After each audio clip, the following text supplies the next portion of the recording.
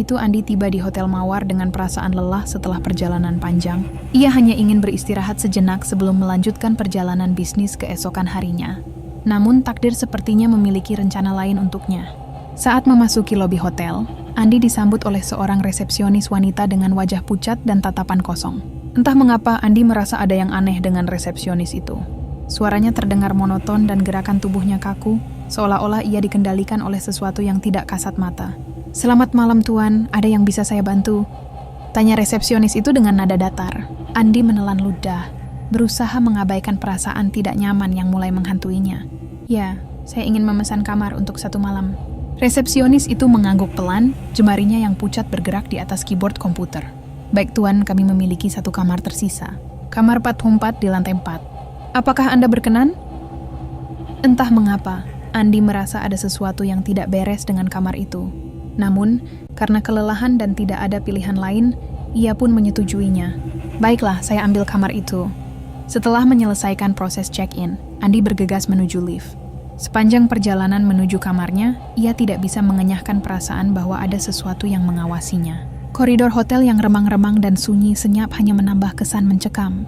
Akhirnya, Andi tiba di depan kamar 404. Tangannya sedikit gemetar saat memasukkan kartu kunci. Pintu terbuka dengan suara derit pelan, memperlihatkan kamar hotel yang tampak normal pada pandangan pertama. Namun, ada atmosfer aneh yang menyelimuti ruangan itu, seolah-olah udara di dalamnya lebih berat dan dingin. Andi meletakkan kopernya dan memutuskan untuk segera tidur. Ia berharap kelelahan akan membantunya terlelap dengan cepat. Namun begitu ia memejamkan mata, mimpi buruk mulai menghantui tidurnya. Dalam mimpinya, Andi melihat dirinya terjebak dalam labirin koridor hotel yang tak berujung. Ia berlari, berusaha mencari jalan keluar, namun setiap belokan hanya membawanya kembali ke titik awal. Suara-suara bisikan mengerikan terdengar dari balik dinding, memanggil namanya dengan nada mengancam. Tiba-tiba Andi terbangun dengan napas terengah-engah. Keringat dingin membasahi tubuhnya. Ia melirik jam di meja samping tempat tidur. Baru 30 menit berlalu sejak ia tertidur. Dengan tangan gemetar, Andi menyalakan lampu kamar. Betapa terkejutnya ia ketika melihat bahwa interior kamar telah berubah. Wallpaper yang tadinya berwarna netral kini dipenuhi motif-motif aneh yang seolah bergerak. Cermin di sudut kamar memantulkan bayangan-bayangan gelap yang bergerak cepat di belakang Andi. Panik, Andi berlari ke arah pintu, berusaha keluar dari kamar itu. Namun, pintu terkunci rapat.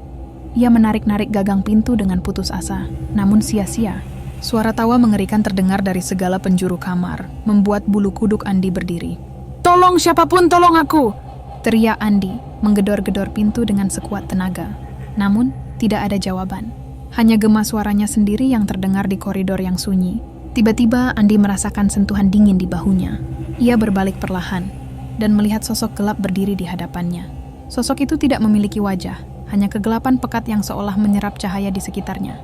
"Selamat datang di kamar 4, Pak Derpipat," ujar sosok itu dengan suara yang terdengar seperti ribuan bisikan sekaligus. "Tempat di mana mimpi burukmu menjadi kenyataan." Andi terjatuh ke lantai, tubuhnya gemetar hebat. Ia berusaha berteriak, namun suaranya tertahan di tenggorokan. Sosok gelap itu perlahan mendekatinya. Lengan-lengan bayangan menjulur dari tubuhnya, siap mencengkeram Andi. Dalam keputusasaan, Andi memejamkan mata erat-erat, berharap ini hanyalah mimpi buruk lain yang akan segera berakhir. Namun, ketika ia membuka mata, ia masih berada di kamar yang sama, dengan sosok mengerikan itu semakin mendekat. Tiba-tiba, Andi teringat sesuatu. Ia merogoh saku celananya dan mengeluarkan salib kecil pemberian ibunya. Dengan tangan gemetar, ia mengacungkan salib itu ke arah sosok gelap. "Pergi kau, tinggalkan aku!"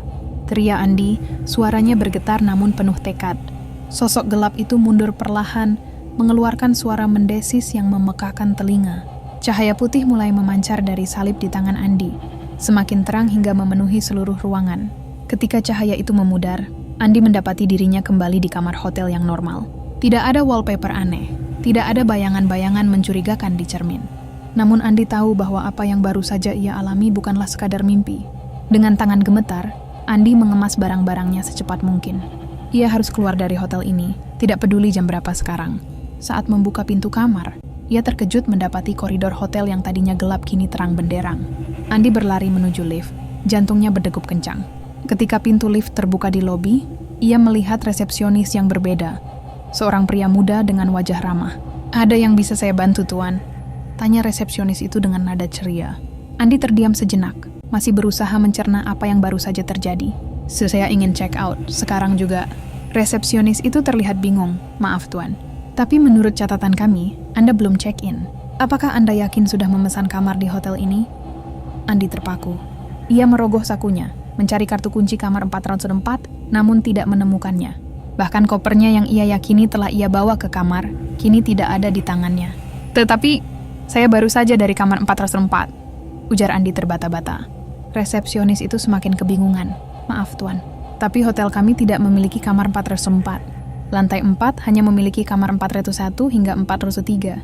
Andi merasa dunia di sekitarnya berputar. Apakah semua yang ia alami hanyalah halusinasi? Ataukah ada sesuatu yang lebih besar dan mengerikan yang berusaha disembunyikan? Tanpa berkata apa-apa lagi, Andi berbalik dan berlari keluar dari hotel. Udara malam yang dingin menyambut wajahnya, memberinya sedikit ketenangan. Namun, ketika ia menoleh ke belakang untuk terakhir kalinya, ia melihat sosok resepsionis wanita dengan wajah pucat dan tatapan kosong, berdiri di balik jendela lobi, melambaikan tangan padanya dengan senyum mengerikan. Andi tahu, pengalaman di kamar 404 akan menghantuinya seumur hidup. Dan mungkin, suatu hari nanti, ia akan kembali ke hotel itu. Bukan atas kemauannya sendiri, melainkan karena panggilan dari kekuatan gelap yang masih menunggunya di sana. Sejak malam itu, Andi tidak pernah lagi bisa tidur nyenyak. Setiap kali ia memejamkan mata, bayangan kamar 404 dan sosok gelap itu selalu muncul dalam mimpinya. Ia mulai mengonsumsi obat tidur dan mengunjungi psikiater. Namun tidak ada yang bisa menghapus ingatan mengerikan itu dari benaknya. Beberapa minggu kemudian, Andi memberanikan diri untuk menyelidiki Hotel Mawar. Ia mencari informasi di internet dan berbicara dengan penduduk setempat. Apa yang ia temukan hanya menambah kengerian pengalamannya.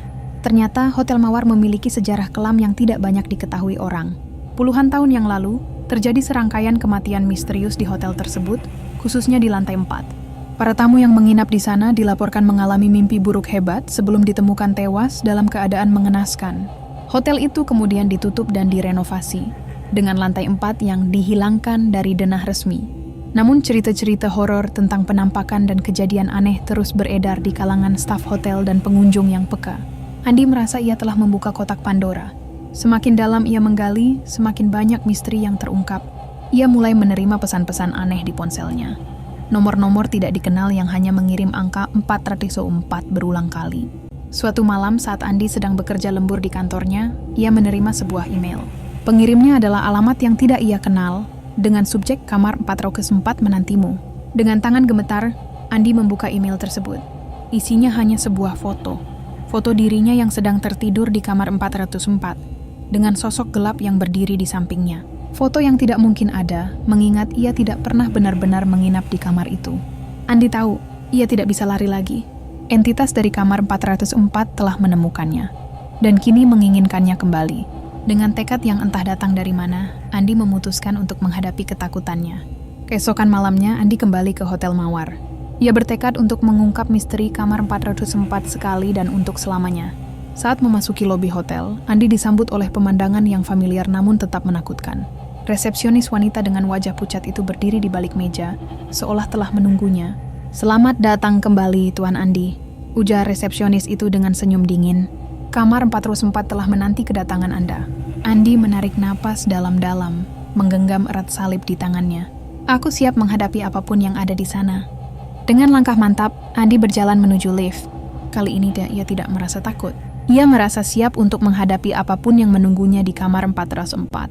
Saat pintu lift terbuka di lantai 4, Andi melangkah keluar ke koridor yang gelap dan sunyi. Di ujung koridor, ia melihat pintu kamar 404 yang berdiri tegak, seolah menantangnya untuk masuk. Dengan satu tarikan napas terakhir, Andi meraih gagang pintu dan membukanya. Apa yang menunggunya di dalam akan menentukan nasibnya. Dan mungkin, nasib banyak orang lain yang pernah terjebak dalam teror kamar 404. Namun nahas, Andi malah menghilang di telan kegelapan kamar 404.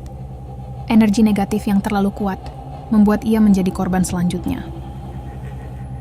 Andi, kini bagian dari hotel, hanya bisa menyaksikan dalam diam. Ia berusaha memperingatkan, namun suaranya tak terdengar. Perlahan namun pasti, jiwa Andi diserap oleh bangunan tua itu. Ia merasakan dirinya berubah, menjadi satu dengan dinding-dinding berhantu.